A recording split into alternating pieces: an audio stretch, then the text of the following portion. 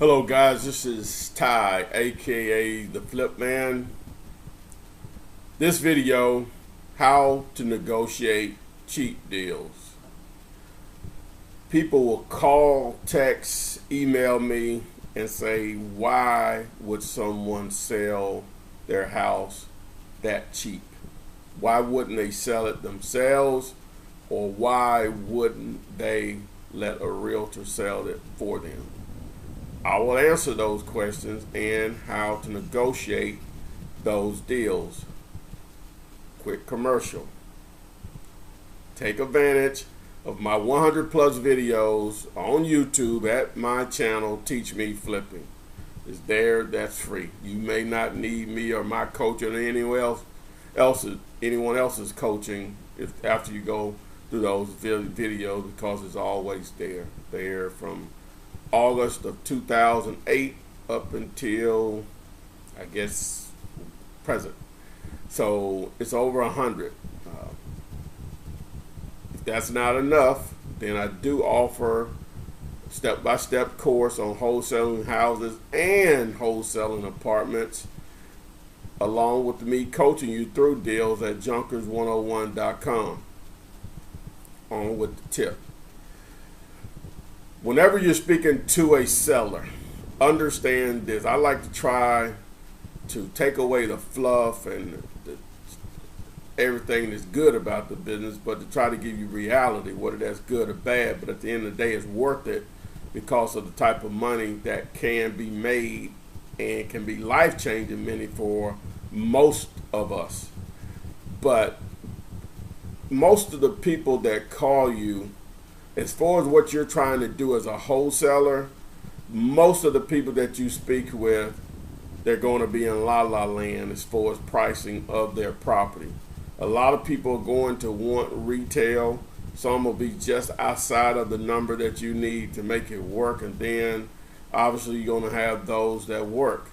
Now this will vary from individual to individual as far as marketing, but from my experience and dealing with so many others, if you speak to, we'll say 100 people in a month, which is not a lot, that's only 3+ people per day over a 30-day cycle. Only 3 to maybe 5 of those are going to be deals. So whenever you're negotiating, I have this attitude and had it a long time, it still sticks out like a sore thumb whenever I hear a price that I know that will work for a particular area. So you will experience the same thing as a negotiator. So, but as far as the negotiating, by nature, I'm not a hardline guy that just keep hassling people about pricing. That's not me. I actually admire people that can and that are from birth salespeople, or from whatever their upbringing was. They know only means when they hear the word no, or a price that they can't work with, that only means that obviously this person didn't understand what I was saying to them and I need to say it another way. I respect that a great deal.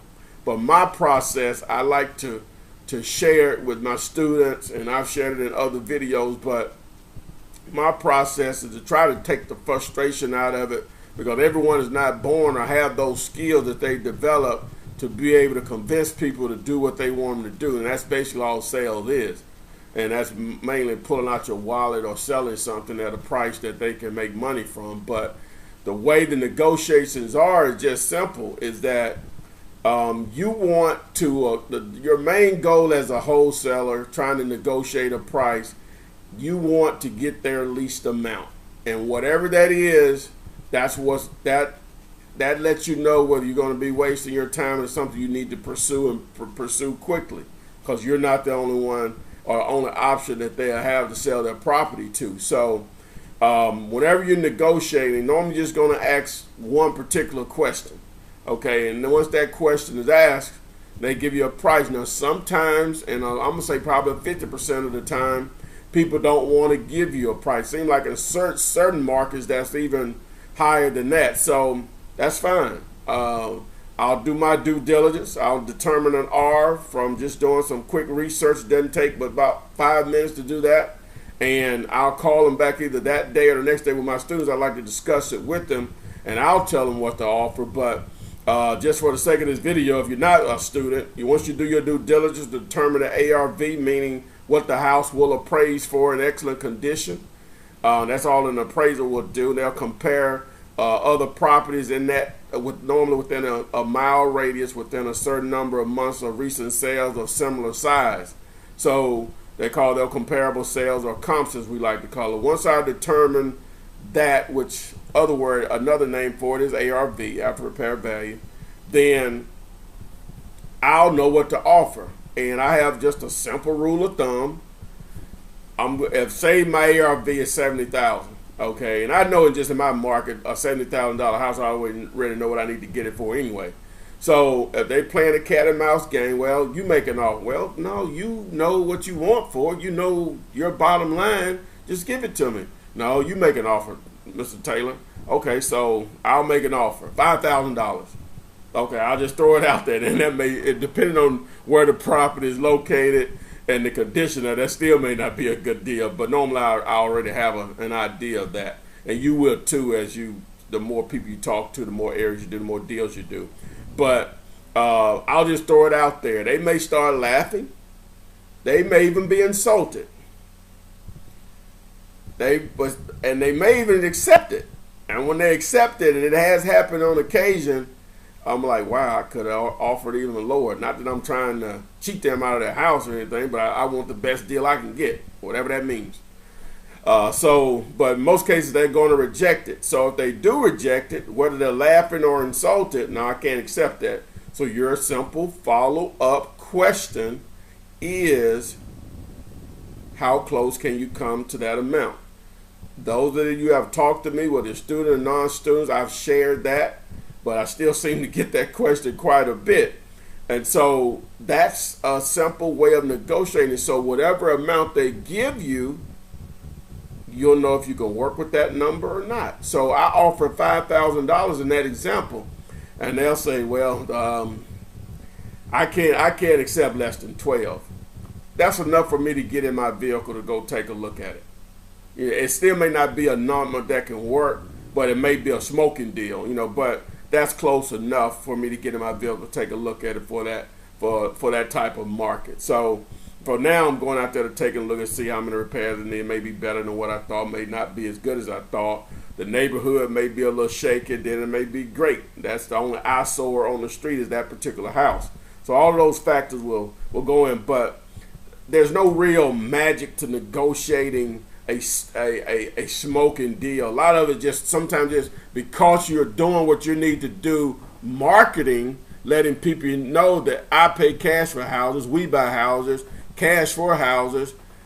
It's just a numbers game, and deals will fall in your lap. That's what I try to stress to students and non-students. Take the frustration, most of the frustration out of the business, and let people call you. Stop just depending solely on looking for deals through whatever method. I'm not saying don't do it, but take a lot of the frustration and simplify this business by putting a marketing campaign in place and letting people call you, and it's just a simple numbers game there.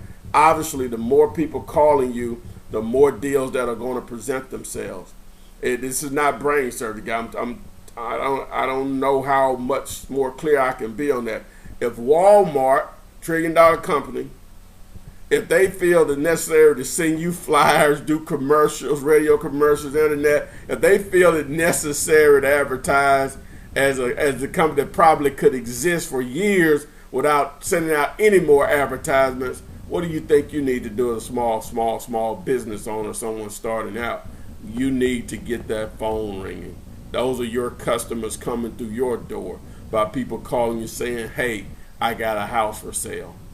That helps, that gets you 50% of the way there as far as negotiating a great deal.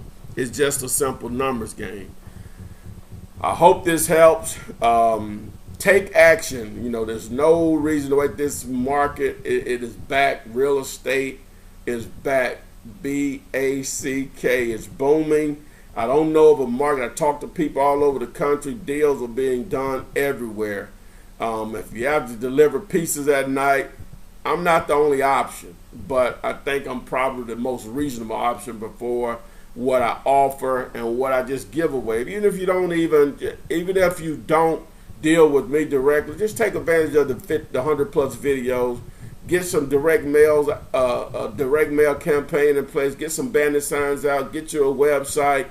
All of that to get your phone ringing, and negotiating deals will become a very simple thing for you because of just the sheer numbers of a number of people that are calling you on a day-to-day basis. I hope this video helps. Thanks. Look forward to sharing more information in the future.